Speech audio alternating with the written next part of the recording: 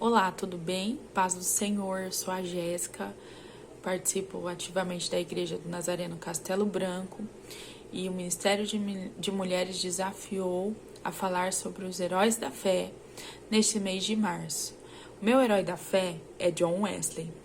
Falar sobre ele é algo extraordinário. Estudar pouco sobre a vida dele, levantar brevemente alguns pontos relevantes tirados desse livro Heróis da Fé. Recomendo muito para você. Leia, você vai ser impactado e terá o seu coração acendendo a chama do Senhor para buscá-lo, para ver que nós não somos nada, que grandes homens fizeram a diferença na terra nos séculos passados e deixaram um legado até os dias de hoje. John Wesley nasceu em 1701, filho de Susana e Samuel. Era o 15º de 19 irmãos. Quando ele era criança, com 5 anos de idade, houve um incêndio na casa. Nesse incêndio, todos estavam dormindo. Uma das irmãs acordou os pais e estes foram resgatando os irmãos e tirando da casa. A ama, que era a babá, resgatou o irmão mais novo. E esse irmão mais novo, ele foi com ela para fora. Só o John que estava dormindo. Eles começaram a levantar um clamor, porque não tinha como resgatar mais ele. E os vizinhos viram John acordando. Ele tentou sair, mas não conseguiu. Então ele subiu numa mala e olhou pela janela. Os vizinhos fizeram uma escada humana e conseguiram resgatá-lo. Entregaram para os pais e eles glorificaram e agradeceram muito a Deus por ter livrado o filho deles, porque instantes depois o teto caiu e tudo pegou fogo. Mas Samuel Wesley, que era o pai, disse que os recursos que ele tinha bastava. Ele agradeceu a Deus por ter recuperado todos os filhos. Eles eram de fazer culto nas casas. Susana era uma mulher de Deus. Quando Samuel não podia estar à frente do culto, ela dirigia os cultos e os vizinhos se achegavam, pessoas se achegavam.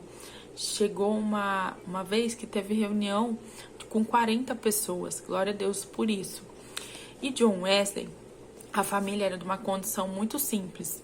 Eles conseguiram, através de uma pessoa influente, que ele estudasse em Charterhouse. Essa escola era uma escola onde tinha o pecado, mas ele foi instruído pelos pais a continuar firme na presença de Deus. Levantava às 4 horas da manhã e as 2 primeiras horas do dia era para buscar a presença de Deus e ler a palavra do Senhor. A primeira alma que John Wesley levou a Cristo foi num enterro, com 24 anos. Ele pregou para essa pessoa e essa pessoa se converteu. Pouco tempo depois, ele foi para Oxford e lá ele desenvolveu outros idiomas. Mas John Wesley também foi chamado para levar a palavra do Senhor na Geórgia, para os índios. E lá ele foi muito perseguido, pagou um preço muito alto, foi apedrejado, foi humilhado, mas ele não deixou a presença do Senhor. Voltando para a Inglaterra, John sentia que ainda não tinha se convertido totalmente e começou a buscar intensamente a Deus. John Wesley foi impactado pelo poder de Deus, viveu experiências extraordinárias. O Espírito Santo guiou ele por Atos e ele foi tomado pela presença de Deus. Tanto que no seu livro, depois dessa experiência, o ministério dele tornou-se muito frutuoso e ele trabalhou sem parar para Deus durante 54 anos com o coração cheio da presença dele. As igrejas fecharam as portas, mas ele pregou ao ar livre. Multidões de 5.000 a 20.000 pessoas afluíram para ouvir os seus sermões. Multidões de perdidos tornavam-se novas criaturas em Cristo Jesus nos cultos de John Wesley. Como todos os que invadem o território de Satanás, os irmãos Carlos e João tinham de sofrer essas perseguições, mas eles não deixaram de falar do amor de Deus. Quando ele completou 88 anos, ele continuou com vigor na presença do Senhor. A história de vida do John Wesley tinha um ponto principal. que as vigílias começavam às 8 horas e terminavam depois da meia-noite ou até o Espírito Santo descer sobre eles. O poder era muito grande da presença do Senhor nessas reuniões dele. E pouco antes dele morrer, ele jejuou ao Senhor. Eu grifei algumas partes aqui importantes. Em 7 de outubro de 1790, ele pregou pela última vez sobre o arrependimento.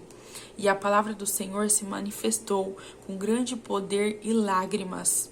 O melhor de tudo é que Deus está conosco. Foi uma das últimas frases que John falou. E às 10 horas da manhã, muitos rodeavam o seu leito, e ele disse o seu último adeus. Ele nasceu e cresceu em um lar onde não havia abundância do pão. Com a venda de livros de sua autoria, ele ganhou uma fortuna, com a qual contribuía por a causa de Cristo. Ao falecer, ele deixou 2 colheres, uma chaleira de prata, um casaco velho e dezenas de milhares de almas salvas em épocas de grande decadência espiritual. Em Epifort, a tocha foi arrebatada do fogo. Em Aldersgard, Fetterlane começou a arder incessantemente e continua a iluminar milhões de almas no mundo inteiro. Louvado seja Deus por esse legado que John Wesley deixou e que nós possamos continuar fazendo a diferença, pegar um pouco dessa história desse grande homem do Senhor e trazer para as nossas vidas, para o nosso coração. Essas foram as cidades que ele passou e proclamou a palavra do Senhor. Que Deus abençoe a vida de vocês. Um grande abraço no coração de cada um.